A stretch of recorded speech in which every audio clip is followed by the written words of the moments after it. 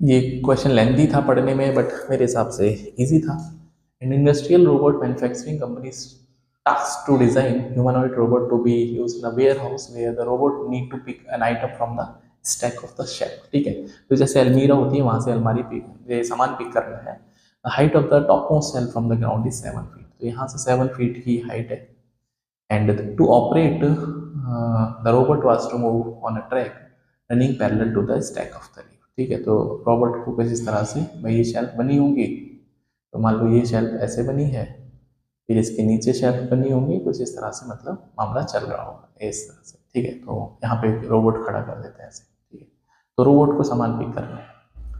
Now the track is 1 feet away from the foot of the stack. ठीक है, तो जो कहता है कि जो ट्रैक है वो 1 फीट दूर है यहाँ से, ये जो डिस्टेंस है वो 1 फीट की है. ठीक है, तो ये 1 फीट है. ठीक है, तो ये 7 फीट, ये 1 फीट.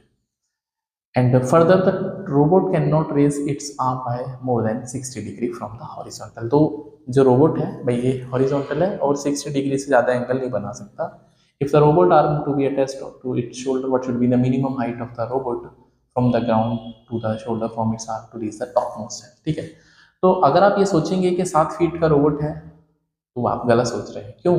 क्योंकि अगर 7 फीट का रोबोट है तो वो ऊपर वाला सामान भी उठा सकता है, बट ऊपर तो मैक्सिमम सामान, भाई जब 7 फीट पे पहुंच गए तो सामान रखने का तो कोई स्कोप ही नहीं बचेगा.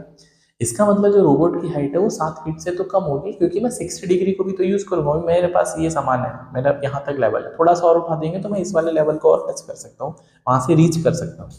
तो यही कंसेप्ट था कि यहाँ से जो रोबोट की हाइट है, फॉर एग्जाम्पल अगर रोबोट की हाइट मैंने ब्लू कलर से यहाँ पे मान ली है, तो ये जो है एंगल है ये 60 डिग्री और अप हो सकता है. तो यही कंसेप्ट है, इसके अलावा इस क्वेश्चन में है नहीं. ठीक है, मान लेते हैं रोबोट की हाइट है, ये स्टैक की हाइट है, एंड रोबोट की हाइट h है, स्टैक की हाइट यहाँ पे 60 डिग्री का एंगल बनाएगा. टोटल हाइट आपको 7 दे रखी है, और ये हाइट मतलब ये जो लेंथ है ये 1 दे रखी है, एंड ये जो वैल्यू है ये h दे रखी है. ठीक है, तो आपको हाइट निकालनी h. तो अगर आपको थोड़ा सा भी, राइट एंगल ट्राइंगल मैंने बहुत सारे कंसेप्ट अपलोड करे थे, तो ये बहुत फेमस या बहुत इजी कंसेप्ट है कि अगर किसी राइट एंगल ट्राइंगल में 30-60 डिग्री बनता है, 30-60-90, तो मान ले 30 बन रहा है, ये 60 बन रहा है, तो जो भी कोई वैल्यू 30 के सामने बनती है, 60 के सामने k√3 होता है, 90 के सामने 2k. That's it, question over हो जाएगा. अब इसी को मैं यहाँ पे बनाता हूँ, ऊपर वाले डायग्राम को, यहाँ पे जो 60 डिग्री वाला डायग्राम. तो ये 1 है, ये 60 डिग्री है, ये आपके पास 30 है, और एज आई टोल्ड यू 1 के सामने मतलब 30 के सामने जितना भी है, 30 के सामने जितना भी है उसका √3 टाइम्स जो है वो 60 के सामने होगा. इसका मतलब ये जो हाइट है ये √3 है. कितनी है? √3. तो बाकी जो हाइट है भाई, ये वाली हाइट आपके पास आ गई √3.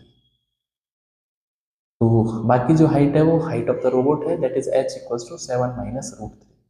So that was an easy question. Most of the student might be possible उन्होंने किया होगा कि 7 feet, but 7 feet is not the right answer. Option number E is the right answer. 7 minus 3 √3 feet. Hopefully it is clear, right? So you can rewatch it. If you have any problem, you can leave your comment.